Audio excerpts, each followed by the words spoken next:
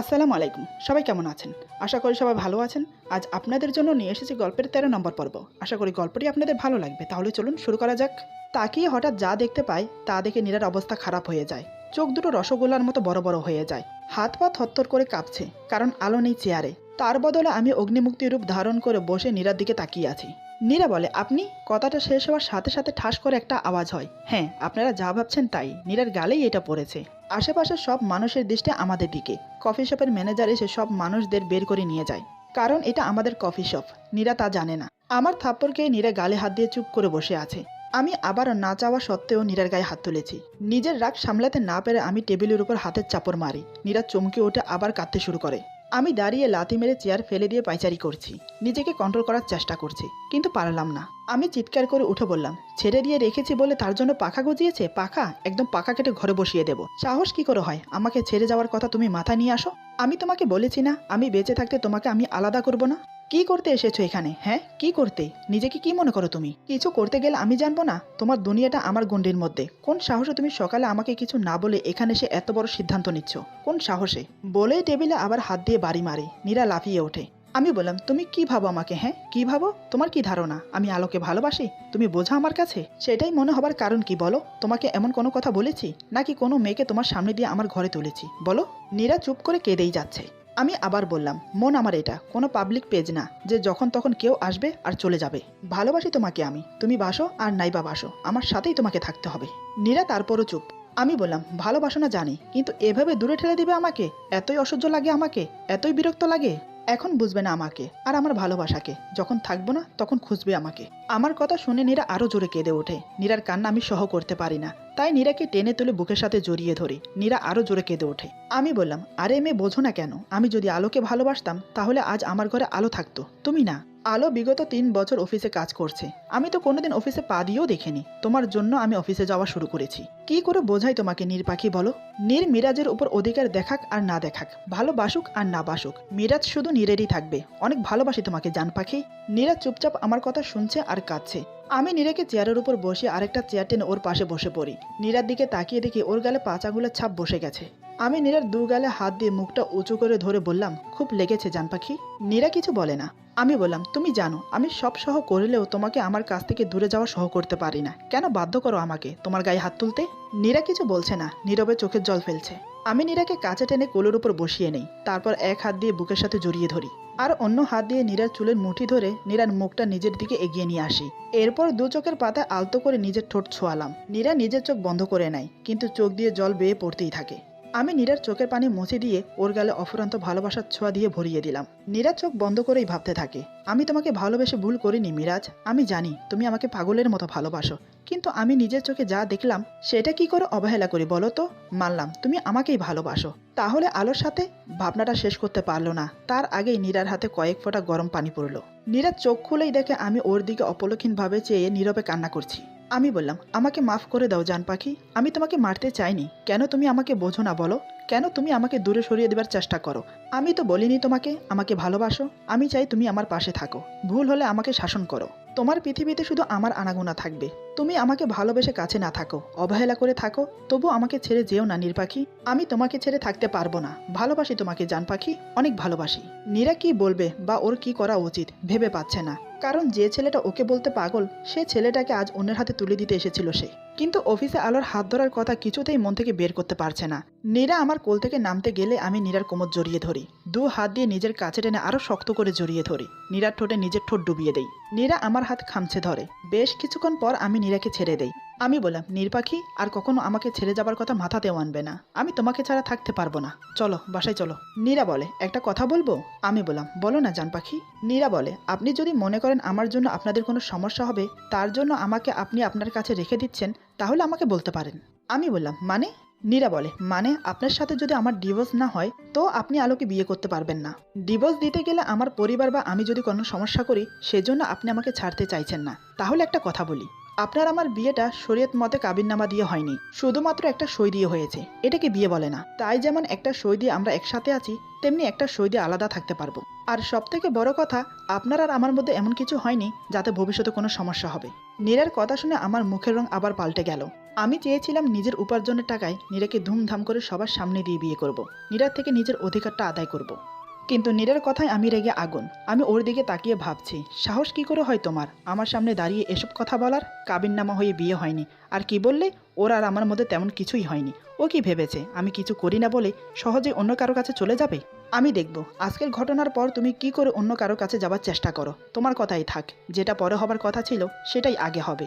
এই ভেবে আমি বেরিয়ে গেলাম। নীরা চুপচাপ বসে আছে। আমি ঘন্টাখানেক পরে এসে নীরাকে কোলে তুলে নিয়ে গাড়িতে বসিয়ে দেই। তারপর সোজা কাজের অফিসের সামনে গিয়ে গাড়ি দাঁড় করাই। নীরা শুধু হাঁ হয়ে আমার দিকে তাকিয়ে আছে। আমি গাড়ি থেকে নেমে নীরাকে হাত ধরে টেনে গাড়ি থেকে নামাই। গাড়ি থেকে নামিয়ে হাত ধরে টানতে টানতে ভিতরে নিয়ে যাই। নীরা বুঝতে পারে আজ ওর সাথে কি ঘটতে চলেছে। আমি বললাম, কাজী সাহেব বিয়ে পড়ানো শুরু করুন। নীরা বলে, এভাবে আমি বিয়ে করব না। আমি বললাম, কেন নির্বাখী, তুমি না বললে আমাদের বিয়েটা কাবিননামা না হলে স্বীকৃতি পাবে না? তোমার ইচ্ছেতে তো এটা হচ্ছে। রাগে কটমট করতে করতে কথাগুলো বললাম। নীরা বলে, মা বাবা মামুনি বাবাই তিশা এদের বাদ দিয়ে আমি এই কাজ করতে পারবো না। আমি বললাম, আমিও সেটাই চেয়েছিলাম, কিন্তু তোমার বড্ড তাড়া আমার কাছ থেকে পালানোর। তোমাকে তো আটকাতেই হবে জান পাখি। দাঁতে দাঁত চেপে বললাম। নীরা মনে মনে বলে, আল্লাহ, এটা হবারই বাকি ছিল। আমি ওনাকে আটকাই কি করে? এই স্টুপিডের মতো কাজটা কেন করতে গেলাম আমি নীরার কানের কাছে গিয়ে ফিস ফিস করে বললাম, আমার রাগটা আর বাড়াবেন না। অনেক কষ্টে রাগটা কন্ট্রোল করেছি, এবার কিছু করলে কিন্তু তাণ্ডব করব। আমার কথা শুনে নীরা চুপ মেরে বসে যায়। নীরা বুঝতে পারে আমাকে আর কোনোভাবেই বোঝানো সম্ভব না। বিয়ের এক পর্যায়ে নীরাকে কবুল বলতে বলা হয়, কিন্তু নীরা চুপ করে থাকে, কিছুতেই কবুল বলে না। আমি এতে আরও রেগে যাই, তাই চেঁচিয়ে উঠে বললাম, কবুল বলবে নাকি খাবে আরও 5টা কানের নিচে? আমার চিৎকার শুনে নীরা ভয়ে বলে, ক। আমি বললাম, হোয়াট দা? নীরা বলে, কবুল। তারপর সব ভালোভাবে মিটে গেল। এবার বাসায় ফেরার পালা। কিন্তু নীরা আর গাড়িতে ওঠে না, গাড়ির পাশে চুপচাপ দাঁড়িয়ে আছে। কারণ আমার রাগ এতটুকু কমেনি। আমি যে এমন একটা কাজ আবার করতে পারি নীরা কোনোদিনও ভাবেনি। নীরা মনে মনে ভাবে, এই ছেলেটা আজ আমাকে আস্ত রোস্ট বানিয়ে খাবে। আল্লাহ গো, বাঁচাও আমাকে। আমার কাজটা কি ভুল ছিল? আমার দেখার মধ্যে কি কোনো ভুল ছিল? যদি সত্যি ভুল থেকে থাকে তো আজ আমার কপালে দুঃখ আছে। আমি ওর সাথে যাব না। কি করি? হ্যাঁ, চুপচাপ কেটে পড়ি। এই ভেবে নীরা চুপচাপ কেটে পড়ে। রাস্তায় এসে রিক্সা রেখে যেই না উঠতে যাবে তখনই আমি নীরার হাত ধরে ফেলি। নীরা বলে, কোন শয়তান রাক্ষসরে আমার হাত? বলে নীরা তাকিয়ে দেখে আমি রাগী লুক নিয়ে নীরার হাত টেনে ধরে দাঁড়িয়ে আছি। নীরা বলে, আপনি? আসলে আমি আপনাকেই খুঁজছিলাম। কই গিয়েছিলেন? আমি চুপ করে আছি। নীরা ভালো করেই বুঝতে পারে ওর কথাটা আমি মোটেই বিশ্বাস করিনি। নীরা বলে, আমি পানি খাবো। আমি নীরার কথা শুনে ওর হাত ধরে গাড়ি টেনে বসিয়ে দেই। তারপর পানির বোতলের মুখ খুলে নীরার হাতে ধরিয়ে দেই। নীরা ঢকঢক করে পানি খেয়ে আমার দিকে আস্তে আস্তে তাকালো, কিন্তু আমি সে একই লুকে এখনও নীরার দিকে তাকিয়ে আছি। নীরা বলে, বাসায় যাব। আমি কিছু না বলে গাড়ি স্টার্ট করে দেই। গাড়ি আমার বাড়ির দিকে না গিয়ে বাংলোর দিকে যেতে দেখে নীরা চেঁচিয়ে ওঠে। নীরা বলে, আপনি আবার ওখানে যাচ্ছেন কেন? আমি বাসায় যাব, মামুনির কাছে। আমি ওখানে যাব না। আমি নীরার সাথে কোনো কথাই বলছি না, চুপচাপ ড্রাইভ করে যাচ্ছি। বেচারি নীরা চেঁচাতে চেঁচাতে থেমে গেল। আমি বাংলোতে ঢুকে গাড়ি থামিয়ে নীরাকে নামতে বললাম, কিন্তু নীরা চুপ করে বসে থাকে। আমি নীরাকে টেনে কোলে তুলে বাসার ভেতরে নিয়ে যাই।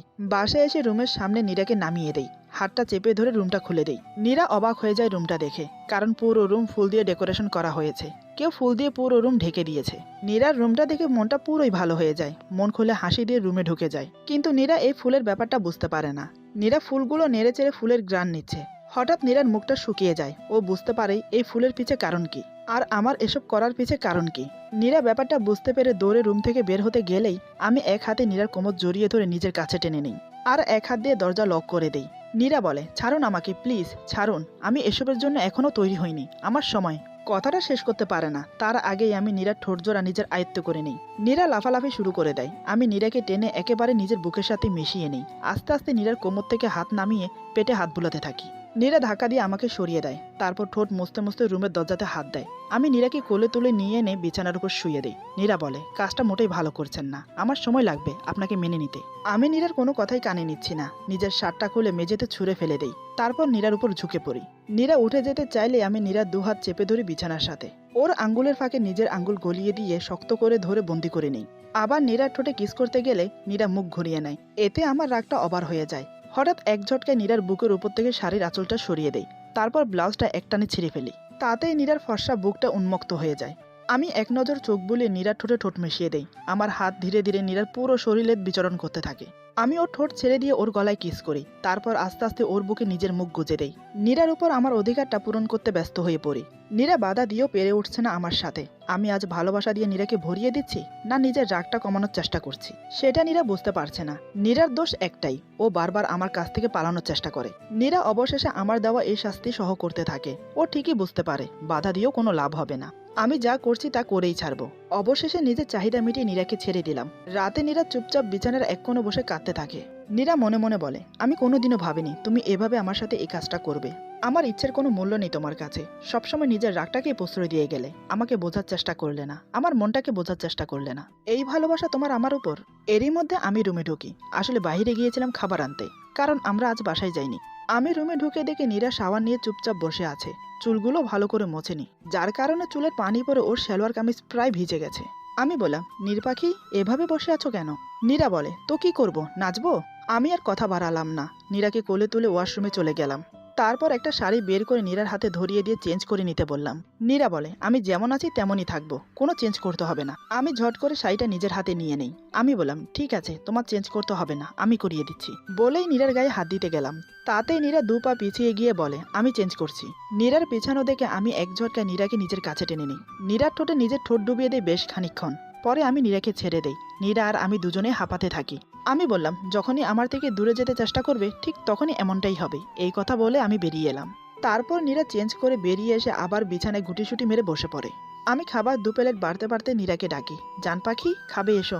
নীরা বলে, খাবো না আমি, আপনি বেশি করে খান। আমি নীরার কথা শোনা মাত্রই একটা প্লেট সরিয়ে দেই। এরপর উঠে গিয়ে নীরাকে আবার কোলে তুলে এনে সোফায় বসিয়ে দেই। নীরা বলে, আপনি সবসময় জোর দেখাবেন আমার উপর? নিজের যেটা মনে হয় সেটাই করবেন? আমার কি নিজের ইচ্ছে বাঁচার অধিকার নেই? আমি চুপচাপ নীরার কথা শুনছি, কিছু বললাম না। খাবার নিয়ে নীরার মুখের সামনে ধরতেই নীরা মুখ ঘুরিয়ে নেয়। তখনই আমি অন্য হাত দিয়ে নীরার গলা টেনে নীরার ঠোঁটে কিস করতে শুরু করি। নীরা বারবার আমার এই ছোঁয়া সহ করতে পারে না, তাই এক ঝটকায় আমার বুকের কাছে শার্ট মুঠো করে আঁকড়ে ধরে। একটু পর আমি নীরাকে ছেড়ে দেই। আমি বললাম, জান পাখি এখন খাবারটা খাবে নাকি কিসের সময়টা আরেকটু বাড়িয়ে দেব? আমার কথা শুনে নীরা চোখ মুখ গুটিয়ে আমার হাত টেনে খাবারটা মুখে ভরে নেয়। আমি চুপচাপ খাইয়ে দিতে থাকি। আমি মনে মনে ভাবছি, নীর পাখি আমি খুব ভালো করেই বুঝতে পারছি তোমাকে রাগ দেখিয়ে বা শাসন করে আমার কাছে আটকিয়ে রাখতে পারবো না। তোমাকে আমার ভালোবাসা দিয়ে আটকিয়ে রাখবো। দেখি এবার তুমি আমার ভালোবাসা কি করে অবহেলা করো। আর বাকি থাকলো আলো, সেটা কাল দেখাবো তোমাকে। আমি নীরাকে খাইয়ে দিয়ে হাত ধুয়ে ফেললাম, নিজে খেলাম না। নীরা বলে, আপনি খাবেন না? আমি একগাল হেসে বললাম, তুমি তো আমাকে বেশি করে খেতে বললে, আমি তো বেশি খাই না, তাই আর খেলাম না। নীরা কিছু বলল না, চুপচাপ উঠে গেল। আমি গিয়ে বেলকনিতে একটা চেয়ার নিয়ে বসে পড়লাম।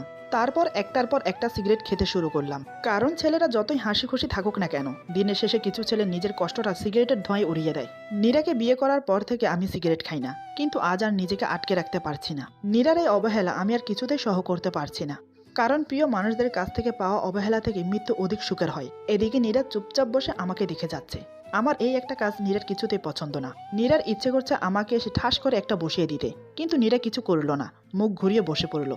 কারণ আমি আজ যেটা করেছি নীরা কখনোই সেটা এভাবে করতে চায়নি। নীরা মনে মনে বলে, যা ইচ্ছে করো, আমি তোমাকে কিচ্ছু বলবো না। আমারও যথেষ্ট রাগ আছে, রাগ আমিও দেখাতে পারি, সবসময় তোমার কথা মতো চলবে না। এদিকে আমি উঠে এসে ওয়াশরুমে চলে গেলাম ব্রাশ করার জন্য। আসলে আমার নীর পাখিটাকে সিগারেটের ধোঁয়ায় কষ্ট দিতে চাই না। আমি কোনো কিছুতেই নীরাকে কষ্ট দিতে চাই না, কিন্তু নিজের রাগটাও কিছুতে কন্ট্রোল করতে পারি না। নীরাকে যেটা করতে বারণ করি নীরা সেটা করেই আমার রাগ বাড়িয়ে দেয়। আমি ওয়াশরুম থেকে বের হয়ে দেখি নীরা ঠায় বসে আছে। আমি আস্তে করে গিয়ে নীরার পাশে বসে পড়ি। নীরার দিকে তাকিয়ে দেখি ওর গলায় বেশ খানিকটা কেটে গেছে। আমি বুঝতে পারি এটা আমার জন্যই হয়েছে। এটা দেখে নিজের উপরে রাগ হলো আমার। আমি ঝট করে উঠে ওষুধ নিয়ে আসি। তারপর নীরার হাত ধরে নীরাকে কাছে টানতে গেলে নীরা হাত ছাড়িয়ে নেয়। আমিও ছাড়ার পাত্র না। নীরাকে জোর করে টেনে নিজের কোলে বসিয়ে নেই। নীরা নামার জন্য চেষ্টা করতে থাকে, কিন্তু আমি শক্ত করে জড়িয়ে থাকি। আমি বললাম, নড়ো না তো নীর পাখি, নয়তো আবার একটা কিস করব। কিসের কথা শুনে নীরা চুপ হয়ে যায়। আমি নীরার কাটা জায়গায় নিজের ঠোঁট ছুঁয়ে আলতো করে কিস করি, তারপর ওষুধ লাগিয়ে দেই। আমি নীরার মাথাটা নিজের বুকের সাথে চেপে ধরে আমি বললাম, কিছু শুনতে পাচ্ছ নীর পাখি? প্রতিটা স্পন্দন তোমাকে বলে আমি তোমার জন্য। আমি জানি না তুমি আমাকে ভালোবাসবে কিনা, আর ভবিষ্যতে আদৌ বাসবে কিনা, কিন্তু আমি তোমাকে আমার নিজের চাইতেও বেশি ভালোবাসি। মনে আছে নীর পাখি, বিয়ের আগে তোমাকে কিছু বললে তুমি বলতে তোমার উপর আমার কোনো অধিকার নেই। তাই সেদিন তোমাকে ওভাবে কোর্ট ম্যারেজ করতে হয়েছিল। আর আজ তুমি বললে আমাদের এটা বিয়েই নয়, তাই তোমাকে তোমার কথা অনুযায়ী বিয়ে করলাম। এখন তো আমাদের বিয়ে নিয়ে তোমার কোনো দ্বন্দ্ব নেই। তোমার জেদেই আজ আমাকে জোর করে এমন একটা কাজ করতে হলো। তোমাকে হাজারবার বলেছি আমি নীর পাখি, ভালোবাসি আমি তোমাকে। তোমাকে ছাড়া আমার লাইফ কল্পনাও করতে পারি না। তোমাকে আমার কাছেই থাকতে হবে যেভাবেই হোক। আমাকে ছেড়ে যাবার কথা মাথাতেও আনবে না। কিন্তু তুমি কি করো, জেনে শুনে আমাকে কষ্ট দাও। বারবার আমার থেকে পালানোর চেষ্টা করো, এতটাই খারাপ আমি? আমার সাথে কি সত্যিই থাকা যায় না? নীরা চুপচাপ আমার কথা শুনে যাচ্ছে। আমি আবার বললাম, জানি নীর পাখি, আমার সাথে সত্যিই থাকা যায় না, কিন্তু আমি কি করব বলো তো জান পাখি? আমি যে এমনই। আম্মু মারা যাওয়ার পর থেকে তেমন কারোর শাসন পাইনি। মামনিকে তো আমার ধারে কাছেও আসতে দিত না ফুপু। আমাকে এত ভালোবাসে যে কখনো বকা দিত না। যখন যা আবদার করতাম সব পূরণ করত। হোক সেটা ভালো আর মন্দ, ভালো মন্দ বোঝানোর কেউ ছিল না। আমি আমার রাগটাও কন্ট্রোল করতে পারি না। তুমি যদি আমার থেকে পালানোর চেষ্টা না করতে, তাহলে আমাদের প্রথম রাতটা এভাবে কাটতো না, অনেক সুন্দর আর সুখময় হতো। কিন্তু তোমার জেদ আর আমার রাগের বশে আমি এমন একটা কাজ করতে বাধ্য হয়েছি। ভালোবাসি আমি তোমাকে পাগলি, বোঝো না কেন বলো তো? কি করলে আমি তোমাকে বোঝাতে পারবো? তুমি আমার সব। তোমাকে ছাড়া আমি থাকতে পারবো না। তুমি আমার থেকে দূরে গেলে সত্যি আমি মরে যাব। আমি আর কিছু বললাম না। নীরাকে নিজের বুকে জড়িয়ে নিয়ে শুয়ে পড়লাম। নীরা মনে মনে বলে, আমিও তোমাকে অনেক ভালোবাসি জান, অনেক। তুমি যেমন আমাকে ছাড়া থাকতে পারবে না, ঠিক আমিও তোমাকে ছেড়ে থাকতে পারবো না। বড্ড বেশি ভালোবাসি তোমাকে, বড্ড বেশি। কিন্তু আজ যেটা তুমি করলে, এর জন্য তোমাকে শাস্তি পেতে হবে।